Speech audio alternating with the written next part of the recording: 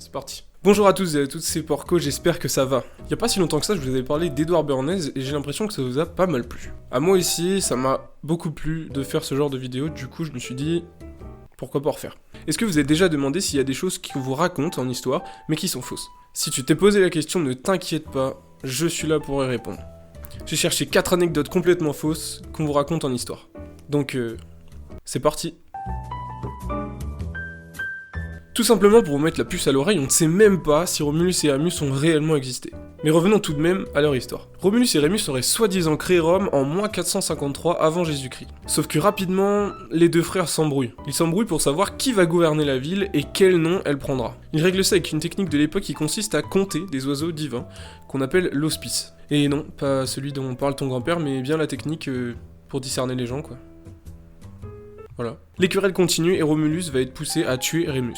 Pour cela, il y a deux histoires. La première serait que Romulus aurait tué Rémus à la suite de la conte des hospices, à coup de poing, parce que Rémus avait gagné. La deuxième est que Romulus aurait caillassé Rémus, puisque Rémus aurait passé la frontière que les deux frères s'étaient imposée pour séparer leurs deux parties de la ville.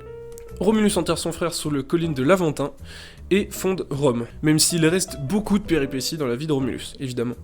Sinon, c'est pas marrant. Bien, maintenant que tout est remis en contexte, je vais vous expliquer qu'est-ce qui est faux là-dedans. Il y a un truc que je vous ai pas dit, mais Romulus et Rémus ont fondé Rome à l'endroit où leur mère les avait abandonnés. Fils de Mars et d'une Vestale, une prêtresse du Vesta, les deux frères sont jetés dans le Tibre car leur mère avait fait le vœu de chasteté, qu'elle a donc brisé, techniquement. Cependant, ils sont jetés dans un panier dans le Tibre, ce qui fait que ils survivent.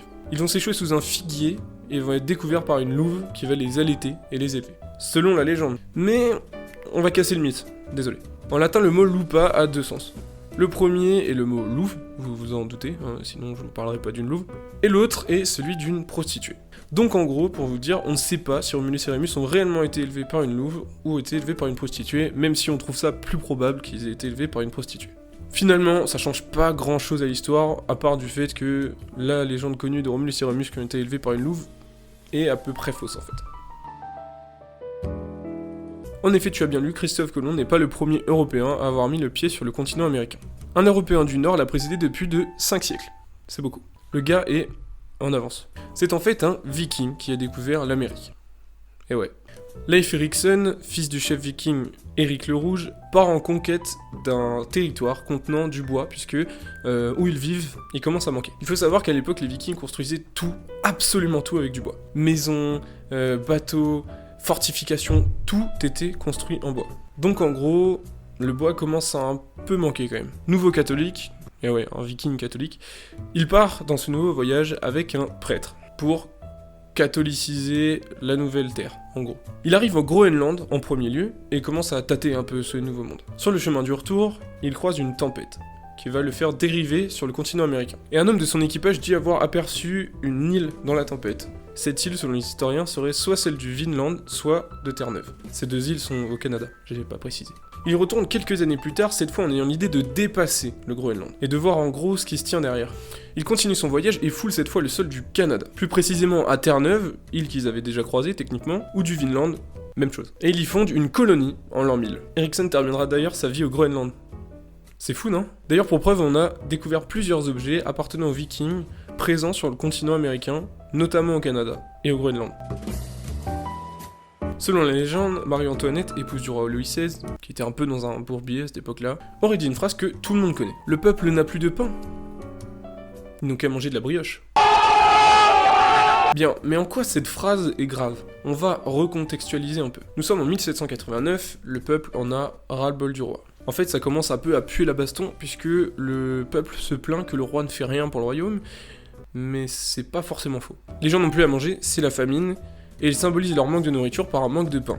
Le peuple criait donc en manque de pain dans les rues, ce à quoi Marie-Antoinette aurait répondu « Ils n'ont plus de pain, ils n'ont qu'à manger de la brioche ». Sachant bien sûr que la brioche était un mets d'excellence à l'époque, vraiment d'excellence. C'est-à-dire qu'il était réservé uniquement à la haute société. Cette phrase, elle décrédibilise totalement Marie-Antoinette puisque ça la fait passer un peu pour la femme qui ne se rend pas compte de la situation du royaume. Alors que finalement, on n'en sait pas trop grand chose en fait.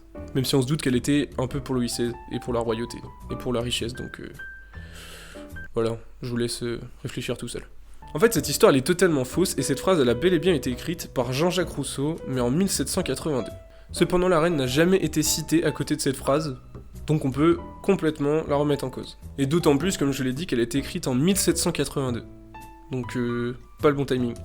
Rousseau s'était par contre inspiré d'une phrase qui a bel et bien été prononcée. Cette phrase a été prononcée au IIIe siècle par l'empereur Jin-Huidi. Celui-ci aurait répondu à son peuple en manque de riz, ils n'ont pas de riz, ils n'ont qu'à manger de la viande. C'était si simple, mon pote. Ça reste évidemment une légende, et là aussi, le mystère reste entier.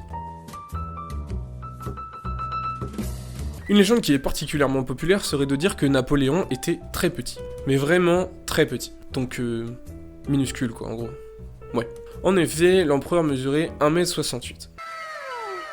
Vous pouvez vous dire que 1m68 c'est assez petit, mais finalement, comparé à la taille moyenne des Français à l'époque, c'est pas si petit que ça en fait. Il faut savoir qu'en 1815, un homme français moyen mesurait 1m66. Évidemment, ça peut vous paraître très petit, mais au final, à l'époque, c'était la moyenne, donc... Bah voilà, c'était la moyenne. Donc en gros, il mesurait 1m68, soit 2 cm de plus que la moyenne française, donc c'est moyen quoi, c'est normal. Cet effet de petite taille nous vient également du fait qu'il se promenait souvent avec ses généraux qui faisaient entre 1m90 et 1m94. Donc là, même pour l'époque et pour maintenant, c'est grand, tu vois. Donc bon, on comprend qu'on le voyait assez petit quoi. C'est logique. Mais Napoléon a traversé les époques comme quelqu'un de très petit, mais vraiment en dessous de la moyenne française, ce qui n'est pas forcément vrai, du coup.